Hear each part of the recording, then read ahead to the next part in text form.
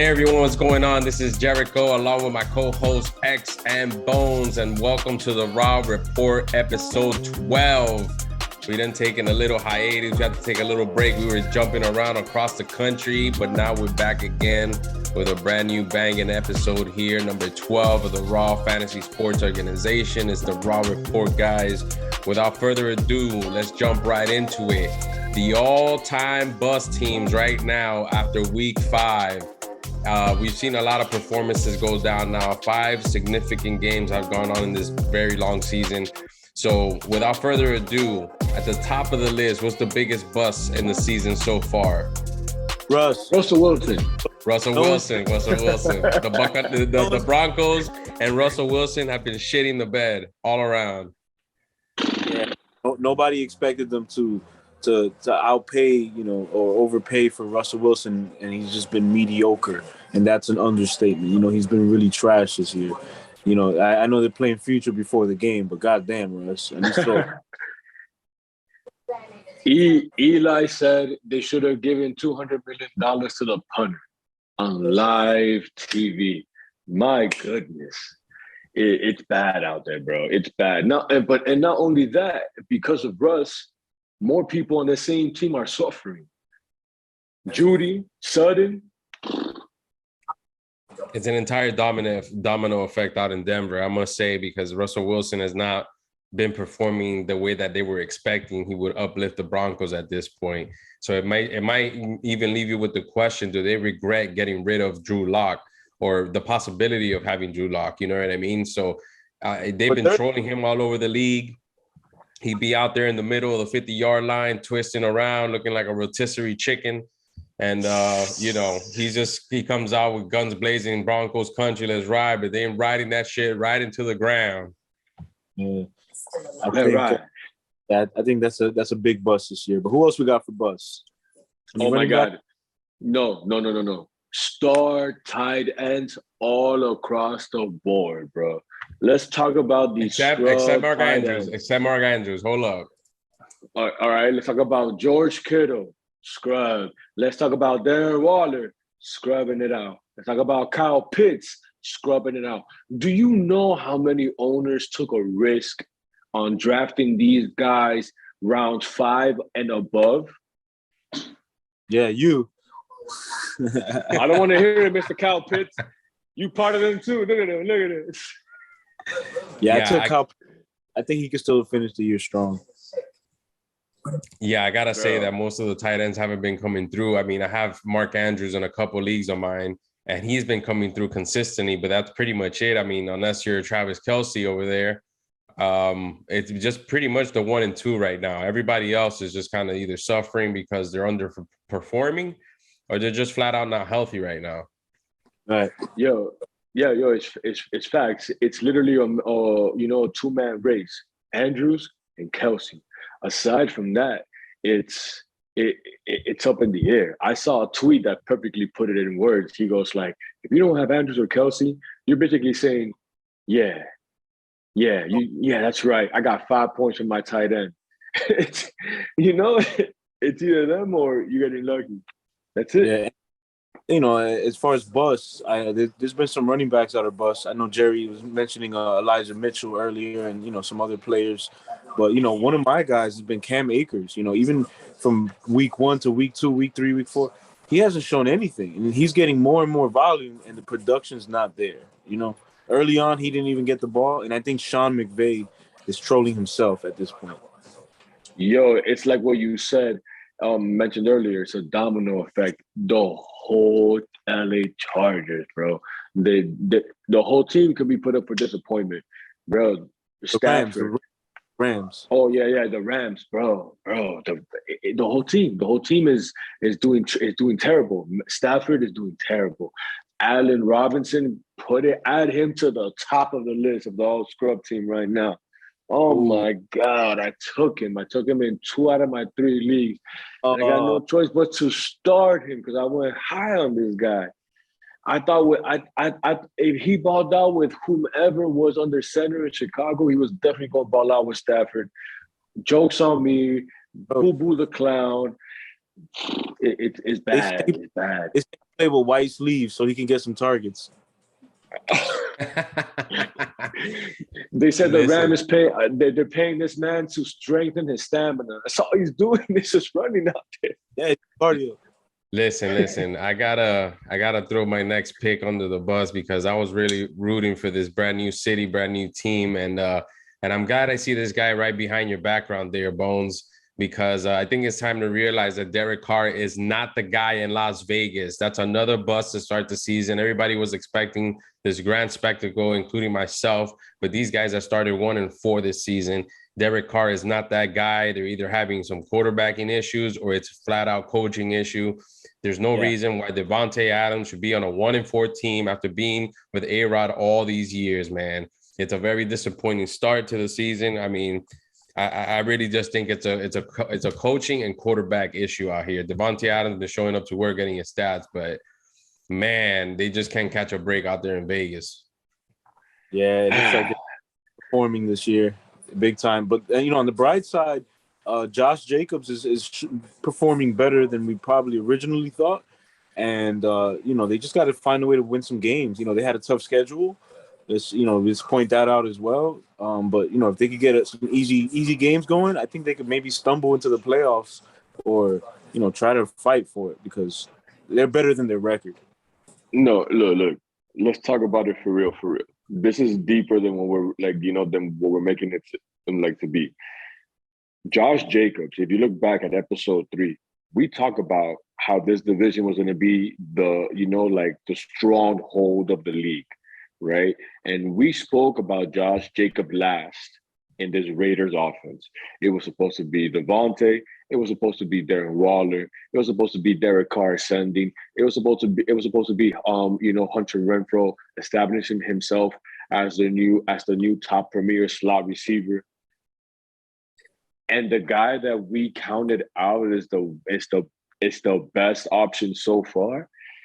It's terrible. It's terrible down the line. It's terrible to Hunter Renfrow owners. It's terrible to Darren Waller owners. It's like Jerry said. Jerry betted on Derek Carr. Man's letting him. Geno Smith doing better than Derek Carr right now. Exactly. Terrible. Geno Smith is one of the top 5 fantasy quarterbacks as we speak. and 2 of the guys from the division are not. They wrote him off, guys. He didn't write back. I can tell he's not top 5, first of all, real fast. Yo, he is. You gotta get a fact checker on the show. He's not even top 10, bro. I think the last 2 weeks he's put up almost 30, if not 30 points. Jerry, look that up for us. I think he's done back-to-back 30-point games, man. I'm like, what? Yeah, I don't really believe that, but he's been consistent, man. He's there. They're pretty much, I believe, they're last in the division right now. But for considering what they don't have and what they lack, who's out for the season? Rashard Penny's out for the season now. They lost their running back. It's just a whole domino effect. They're leaving. It's pretty much all receivers. DK Metcalf. And they're just out there trying to make something happen, man. But it should be interesting to see them unfold. Unfortunately, the next guy I'm throwing under the bus is none other than Baker motherfucking Mayfield, bro. Bottom of the division, 1-4, doing nothing but throwing picks, getting injured. He's now out with an ankle injury for the next 2-3 weeks. It is all bad for Baker Mayfield. I really see him in the XFL chilling with The Rock. You ready? Already know for this spring football coming up. This Baker right now doing his Hulu commercials. Why are we talking about And let me tell you that's one critique that they have about him. They're saying that he does entirely too many commercials to be focusing on being a great quarterback. And that's why it's going so terrible for him right now.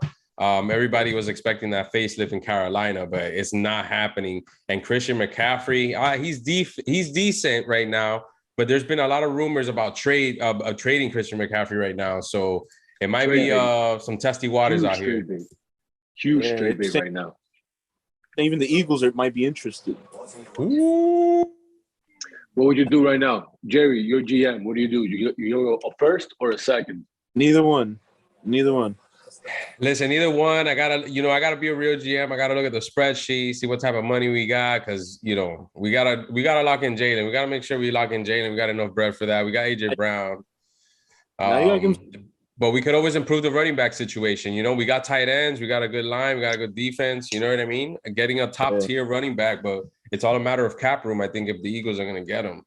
I heard rumors about him going to the Bills too, or maybe New Orleans.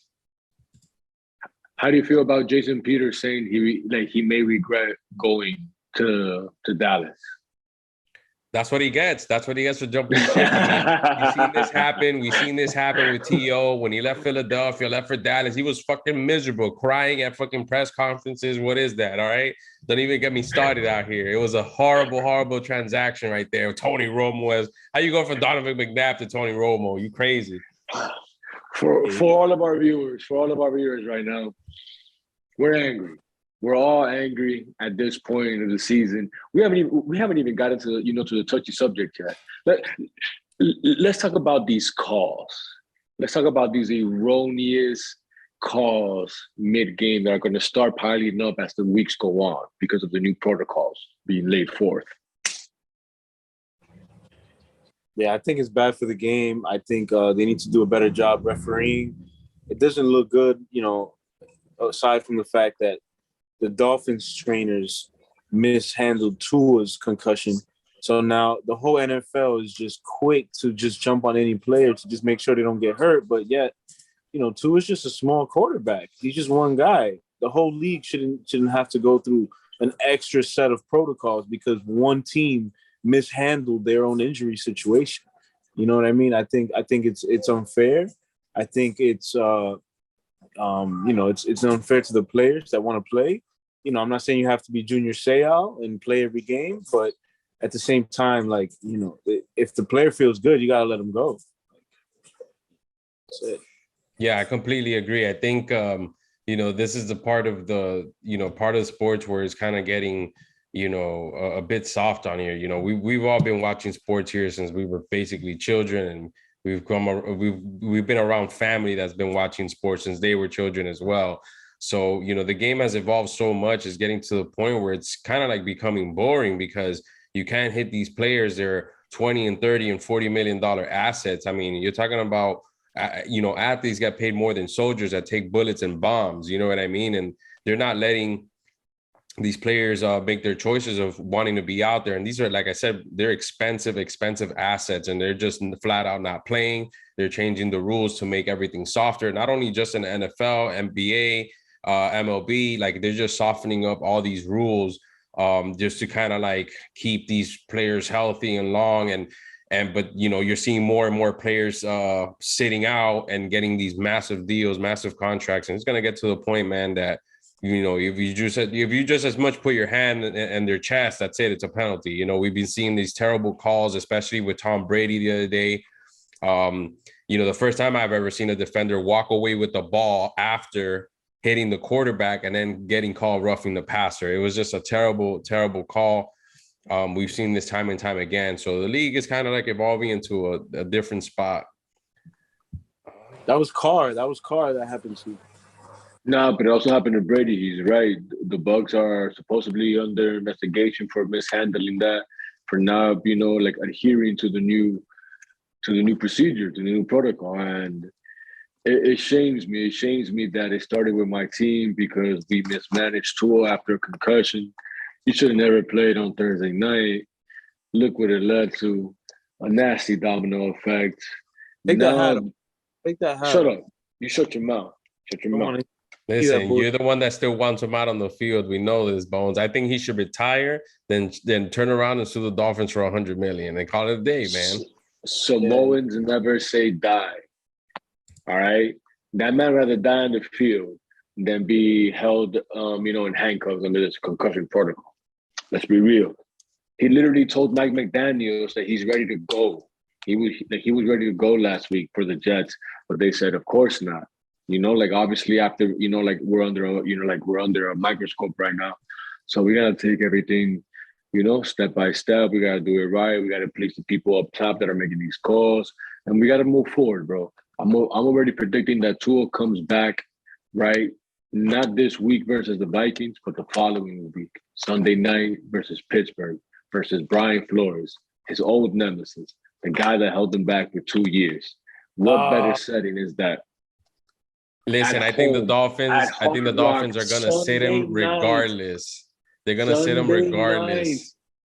I don't think so, man. They're gonna sit him for 2 more games, and then they might bring him back slowly. But as you can see, Teddy Bridge already fell into the new concussion protocol. He threw one pass last game in week 5, and they took him out of the entire game. And he actually indeed had a elbow injury, not a head injury, but they made him sit out for the rest of the game. Your third string quarterback right now looking like Jay Fiedler, homeboy. It's going to be tough, but I predict the Dolphins winning this Sunday 38-17 versus the Vikings. You heard it here first. And Vegas. Speaking of Vegas, Devante Adams got charged with a misdemeanor for pushing that photographer after the game the other night. The loss that they had to the Chiefs. It was spectacular. The poor guy got in his way. Devante Adams, severely upset, just launched the guy 3 feet in the air. And now the guy pressed charges. He got lawyers on the docket. And he got put in California for you, right? Was that Cali? That was Kansas City, I believe. They were in a away game. Missouri, baby, Missouri. Missouri. They were in Missouri. Missouri. So Devante Adams, man, he's heated, man. Like I mentioned to you guys, there's no reason why Devante Adams needs to be 1-4 right now. He just finished playing with one of the Hall of Fame quarterbacks. They thought that they were going to have some sort of chemistry because him and Derek Carr used to be roommates in college or whatever. But this ain't no teammates. This ain't no college. Tim Tebow, Aaron Hernandez situation. You know what I mean? These guys are not balling right now, and it's all Derek Carr's fault. No, and you look at the situation, and it's like the only thing they're missing is, with respect to Allen Lazard, he's been playing good, but still, the only thing they're missing is Devante. It just doesn't look right. It looks like something's missing, And it's it. But he went with the money. Isn't he the highest paid wide receiver by far? Listen. I think they can still salvage this if Derek Carr either come to his senses or the Raiders come to their senses and get rid of Derek Carr and trade for a real legitimate quarterback. I'm still kind of disappointed they passed up Tom Brady to be in Vegas with Gronk. But that's then. This is now. If we can get a good top-tier QB out in Vegas, Vegas is going to be popping because they just won a championship, and the first championship in the city, the WNBA. Las Vegas Aces won the title, and it's looking like the hockey team wants to head in that direction too. So it'll be exciting to see if we can see the Raiders in the playoffs at least, right? So, the next thing that I got to mention, which is also pretty weird, and we don't see this too much, but Ron Rivera throws Carson Wentz completely under the bus. As anybody knows, the Commanders is 1-4, the bottom of the pile in the NFC East, the embarrassment of the NFL right now. It is a complete fire truck. Yeah, it was bad. That was ugly. He threw his guy completely under the bus, and then he said, meanwhile, Daniel Jones is not the greatest quarterback. Neither is Cooper Rush, and those guys are both 4-1. And that's not why you're 1-4, Ron Rivera. You should take some accountability and say, the team's back because of me, because of the plays he's been calling, because of the decisions he's been making, instead of trying to blame Carson Wentz, who's actually played pretty well. It's just, the rest of the team's not playing good. Neither is the defense. They're giving up points, and they're just losing games. They're not even close. Who in the blue hell is Ron Rivera to make that call? This motherfucker ain't no Shula. This motherfucker ain't no Belichick. This motherfucker ain't no Walsh. This motherfucker ain't no Jimmy Johnson to be like, I mean, it's not like Carson Wentz is the hottest thing out there either, man. But yeah, it's exactly how you said it. As a head coach, he's got to take accountability. He's got to take accountability. He's head coach. Yeah, he's getting exposed. No Cam, no Luke Kuechly. He's getting exposed. That's it. Facts. So I hope it goes down for him. I hope that Black Monday comes for Robert Rivera sooner rather than later, because he's not it. He might end up coaching the Texans because Lovie Smith ain't it, guys. He's never been it. And he's just out there just kind of like losing games out in Texas. I see him going to the Texans, guys. Ron Rivera in Texas should feel right at home, closer to his heritage. You know what I mean? One of the probably the only Hispanic head coach in the NFL right now. I just think he needs to get the hell out of Washington, maybe rebuild over there in Houston, see what he does with them boys. But the Commanders are a complete shit show, guys. And he's holding Carson Wentz accountable. Carson is also another guy, very much like Ryan Tannehill. His days as a starting quarterback are completely numbered, and so are his days in the NFL. So he might find his way out just like Baker. And, moving forward, I want to talk about the surprising breakouts of the season so far before we get out of here. Which are your surprising picks, guys? Ooh, I really did like the direction the Jacksonville Jaguars were heading. They're fighting for position, but at one point they were leading their division. But little by little, they're building steps there. Prior to the Tua injury, the Dolphins ended up being number one on NFL.com, USA Today, and ESPN Power Rankings. I know it means it means kind of nothing now, but prior to the injury, we were a surprise team, taking everybody taking the league by storm. And who else has been a surprise? Damon Pierce from the Texans has been as advocated. A lot of people were calling bluff on the hype, but he has proven that he can do well out there.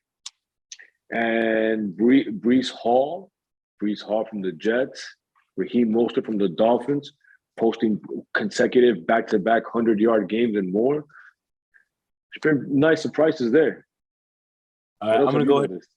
We got the New York Giants back on the map. We're top 10 power rankings. We're making moves. We got Saquon going left and right, getting game winners, throwing touchdowns in the Wildcat. Whatever possible you got to do. MVP. My QB 1. He's my running back 1. He's my wide receiver 1. That's my offense, bro. Daniel with plumbers and librarians as wide receivers, and the play calling has been miraculous.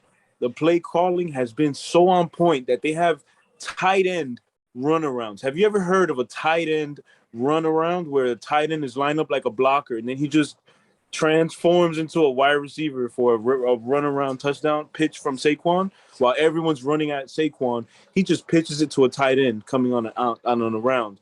Like, just the play calling's immaculate with the Giants. I love what they're doing with who they're doing it with.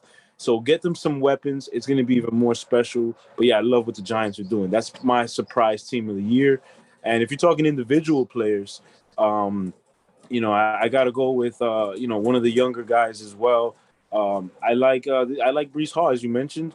But my running back this year is it's going to be Dameon Pierce. He's been that guy, and now he's going to get more and more touches. Coming into the year, I knew he would take Rex Burkhead's job. And that's just what he's done. And now I think he'll just take it, and hopefully he stays healthy. Yeah, I'm going to have to go with Amon St. Raw. I think despite him being on a not-so-good team, he's been putting up his numbers up there in Detroit. If he can stay healthy for the rest of the season, I think he can do great things. But he's surprised the hell out of me. I wasn't expecting him to be putting a lot of points this season, but it seems he is that guy out in Detroit. So I'm going to go with him. The 49ers overall, I think it's safe to say that they made a grave mistake with the whole Trey Lance situation, because under Garoppolo, the 49ers are number one in the division. They're 3-0 at home, or 2-0 at home, 2-0 in the division, and 3-1 in the conference. So they're doing spectacular under Jimmy G, and he's getting his reps out there. Unfortunately, Eli Mitchell is out. But Jeff Wilson is the one picking up the work out there, and he's been doing pretty well. Having one of my fantasy leagues, and he's been doing work, man. As a new RB1, I think we're still a ways out from Eli Mitchell coming back. But I think overall, it's surprising to see the 49ers doing very well right now. Yeah, they always do well. You'll get them through. And the Eagles, 5-0, the only undefeated one standing. Shout out to y'all. Let's go. Ain't nobody It was good.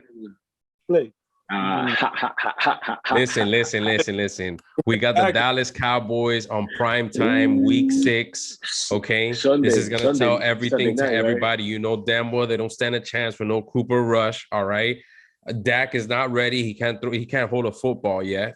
Okay, Zeke ain't gonna do a goddamn thing. In fact, I think Tony Pollard might take his job very soon. So we'll see, guys. If we get to 6-0 and we beat these contenders, we just beat Arizona. All right, Kyler Murray in Arizona, them boys are done. And once we get the Dallas Cowboys, guys, you'll see that we clinch the playoffs in a couple of weeks, and we call it a season, bro.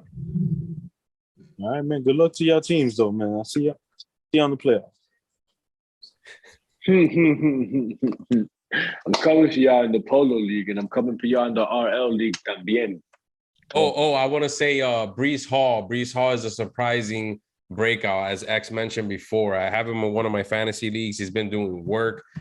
He was extremely underrated in the drafts, but he's definitely a sleeper, man. That guy is breaking out in the Jets. Speaking of the Jets, they're also number 2 in the division now, surpassing the Miami Dolphins after the Tua injury. And the Jets are looking to start rolling, man. The head coach wants to prove everybody wrong, just like Gary V. And the Bills got to look out, bro. The Jets looking like they won that number 2 spot. The Patriots are the bottom of the pile, and they trash. Yeah, they done for. Fuck all that noise. My sleeper is I love when my sleepers prove me right. Christian Kirk. Christian Kirk has been a solidified wide receiver 3 or a flex, depending on your roster. And yeah. I mean, and I waited a good while to get him. I didn't have to take him too early. And what happened? Didn't he just get 6 points? Well, he's a receiver. This ain't no running back. Okay. That's a touchdown. That's a touchdown. This ain't no wide receiver 1 or 2. There's a wide receiver 3. If you're that deep, or a flex, depending on the matchup. Anyway, guys, let's see how we do in this upcoming week 6. We got how you guys doing in fantasy so far? Everything good? I might never losing every week. I might never lose again.